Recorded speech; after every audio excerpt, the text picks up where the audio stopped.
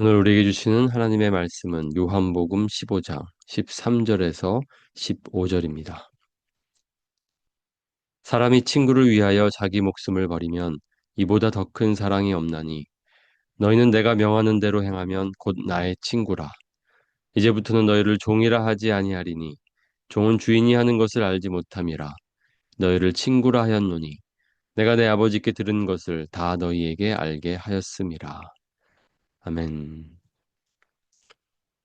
6월 16일 주님은 나의 최고봉. 오늘 묵상의 제목은 예수 그리스도께 충성하십시오입니다. 묵상글입니다. 예수님께서는 내게 주를 위해 목숨을 버리라고 부탁하지 않으십니다.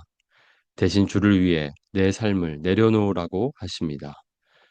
베드로가 주를 위해 내 목숨을 버리겠나이다 라고 말할 때 그는 진심이었습니다. 그의 영웅심은 대단한 것이었습니다. 베드로처럼 이러한 선언을 할 수 있습니까? 의무감은 영웅심에 의해 실현됩니다. 주께서 당신에게 내가 나를 위하여 내 삶을 내려놓겠느냐라고 물으신 적이 있습니까? 당장 목숨을 바치는 것이 높은 소명의식을 가지고 하루하루 자신의 삶을 내려놓는 것보다 훨씬 쉽습니다. 우리는 어떤 찬란한 순간을 위해 지음받은 것이 아니라 일상생활 속에서 그 찬란한 빛 가운데 걷도록 부름을 받았습니다. 예수님의 삶에는 오직 단 한 번 휘황찬란한 순간이 있었습니다. 그것은 변화산에서의 사건이었습니다. 그러자 그분은 이 두 번째 영광마저 비우고 다시 악령들로 가득 찬 계곡으로 내려가셨습니다. 주님은 33년간 하나님의 뜻을 행하기 위해 날마다 자신의 삶을 내려놓으셨습니다. 요한이 말합니다. 우리도 형제들을 위해 우리의 삶을 내려놓는 것이 마땅하다. 이는 인간 본성의 행위와는 전혀 반대가 되는 내용입니다. 내가 예수님의 친구라면 마음을 다해 주께 나의 삶을 조심스럽게 내려놓아야 합니다. 이것은 어려운 일입니다. 어렵기 때문에 하나님께 감사해야 합니다. 하나님께서 우리의 구원을 위해 이미 엄청난 대가를 치르셨기 때문에 구원은 쉽습니다. 그러나 그 구원이 내 삶 속에서 드러나게 하는 것은 어렵습니다. 이에 하나님께서는 사람을 구원하시고 그에게 성령을 부여하셨습니다. 그리고 당부하십니다. 이제 힘을 내라. 비록 내 주변의 상황들이 너를 방해해도 내게 충성하라. 예수님께서는 우리에게 나는 너희를 친구라 하였노니 라고 하십니다. 당신의 참 친구이신 주 예수 그리스도께 충성하십시오. 그분의 영예가 당신의 이 땅에서의 삶에 의해 좌우된다는 사실을 언제나 기억하십시오.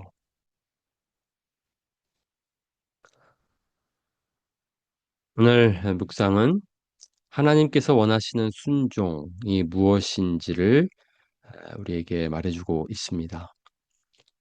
사람이 친구를 위하여 자기 목숨을 버리면 이보다 더 큰 사랑이 없나니. 가장 위대한 사랑은 바로 그 사랑하는 사람을 위해 자기 목숨을 버리는 것이다 라고 말하고 있습니다. 이 말씀대로 예수님은 우리를 위해 자신의 목숨을 버리셨습니다. 그리고 우리에게 친구라고 말씀하셨습니다. 그러니까 사랑하는 우리들을 위해 예수님은 우리를 버리셨고 또한 예수님께서는 친구 되신 예수님을 위해 우리가 그렇게 살기를 원하십니다. 여기 자기 목숨을 버리면 이것을 영어로는 lay down his life 이렇게 되어 있습니다. 버린다는 것보다 내려놓는 것에 가깝습니다. 그래서 오늘 말씀은 우리가 주님 앞에 한순간을 위해서 우리가 죽기 위해서 살아가는 것이 아니라 매일매일 내 삶을 주님 앞에 내려놓는 것, 그것이 하나님께서 원하시는 순종이라고 말하고 있습니다. 한 번 죽는 순종, 그런 화려한 순종이 아니라 순교가 아니라 매일매일 나의 삶을 내려놓는 순종입니다. 당장 목숨을 바치는 것이 높은 소명의식을 가지고 하루하루 자신의 삶을 내려놓는 것보다 훨씬 쉽습니다. 우리는 어떤 찬란한 순간을 위해 지음받은 것이 아니라 일상생활 속에서 그 찬란한 빛 가운데 걷도록 부름을 받았습니다. 오늘 챔버스는 우리가 주님을 위해 한번 죽는 것, 순교하는 것, 그것이 화려한 순종이라고 말하는 것 같습니다. 그렇게 화려하게, 멋지게 하나님을 위해, 예수님을 위해 목숨을 바치는 것, 그것보다는 하나님께서는 매일매일 우리의 삶 속에 하나님 앞에 순종을 원하신다라고 말씀하고 있습니다. 예수님의 순종이 그러했습니다. 예수님은 화려한 순종이기보다 매일매일 살아가는 순종을 보여주셨습니다. 예수님께서 화려하게 변하셨던 순간은 단 한순간이었습니다. 기도하실 때 용모가 변화되고 그 옷이 휘어져 광채가 나더라. 베드로와 야고보와 요한을 데리고 산에 올라가셔서 기도하실 때에 예수님은 변하셨습니다. 예수님의 원래의 그 영광의 모습을 보여주셨습니다. 이러한 화려한 순간을 보고 베드로는 여기가 좋사오니 하며 이곳에 머물기를 원했지만 예수님은 다시 산 밑으로 내려오셨습니다. 화려한 모습으로 살아가는 것이 순종이 아니라 매일매일 산 밑에서 매일매일 살아가는 것이 우리의 일상을 살아가는 것이 하나님께서 원하시는 순종입니다. 오늘 우리의 삶은 바로 그러한 순종으로 살아가는 삶이어야 합니다. 그렇게 살아가기 위해서 예수님께서 우리에게 성령을 주셨습니다.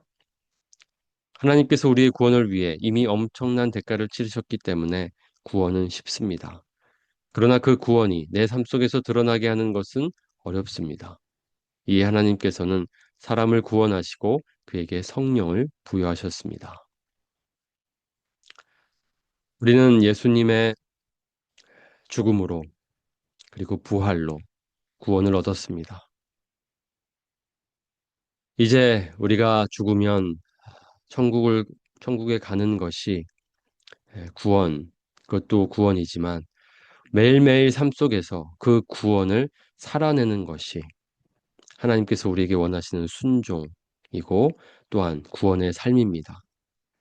그러한 삶을 살아갈 수 있도록 우리에게 성령을 주셨습니다. 우리 안에 성령님께서 살아계십니다. 그렇기 때문에 우리도 예수님처럼 살아갈 수 있습니다. 화려한 순종이 아니라 그저 일상의 순종, 평범한 순종입니다. 하나님과 함께 성령님의 인도하심을 따라 그렇게 살아가는 것. 그래서 우리 친구 되신 예수님을 빛내는 삶을 살아가는 것. 그것이 오늘 하나님께서 우리에게 원하시는 삶인 줄 믿습니다. 예수님께서는 우리에게 나는 너희를 친구라 하였노니 라고 하십니다. 당신의 참 친구이신 주 예수 그리스도께 충성하십시오. 오늘 우리의 순종을 통해서 우리의 삶을 통해서 우리 친구 되신 예수님이 빛나기를 원합니다. 작은 것도 우리 소홀히 하지 맙시다. 작은 순종, 우리의 삶 속에 구원의 에, 우리의 구원을 드러내고 또 주님을 드러냅시다. 그렇게 주님을 영화롭게 하는 저 여러분이 되기를 원합니다.